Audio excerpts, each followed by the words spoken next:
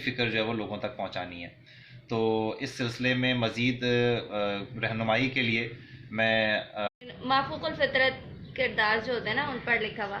اب مسئلہ یہ ہے کہ ہمارے یہاں بچے یہ پڑھنا تو پسند کرتے ہیں لیکن لکھنے والے اس کے ختم ہو گئے کہ جنوں پریوں بھوتوں پر لکھنے والے جو نہیں لکھنے والے بچوں کے ادب میں بھی جو لوگ لکھ رہے ہیں. خود میں بھی ان کرداروں پر اتنا زیادہ نہیں لکھتی لیکن جب میگزین آیا اور ہمیں ضرورت پڑی تو میں نے کچھ کہانیاں لکھی اور میرا خیال ہے یہ کہانیاں لکھنا جو ہے وہ زیادہ مشکل ہوتا ہے. اچھا اب مسئلہ یہ ہے کہ جو لوگ لکھ رہے ہیں تو وہ وہی پرانے کہانیاں کہ وہ ایک شہزادی تھی اور شہزادہ نے چھڑایا یوں اور شادی ہو گئی بس. تو ہمیں اس سے تھوڑا سا نکل کے باہر آنا ہے. میں نے کوشش کی کہ جیسے میں نے ایک پریوں کی کہانی لکھی تو وہ پریوں کی کہانی لیکن ایکچولی اس میں ٹریفک رولز سمجھائے ہوئے تھے کہ بچوں کو کس طرح سڑک کراس کرنی چاہیے یا باہر نکلے تو کس طرح.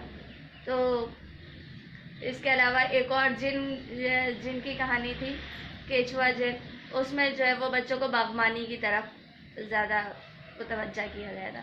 تو کوشش تو یہی رہی کہ اس طرف لے کر آیا جائے لیکن لوگوں کو یہ بھی تبدیل کروایا گیا. پھر کچھ لکھنے والوں کو ہنٹس بھی نہیں کہ بھائی اس طرح لکھیں کہ ہو تو پریوں کی کہانی ہے جنوں کی اور یا بھوتوں کی لیکن وہ موجودہ دور سے بھی کچھ تعلق رکھتی ہو.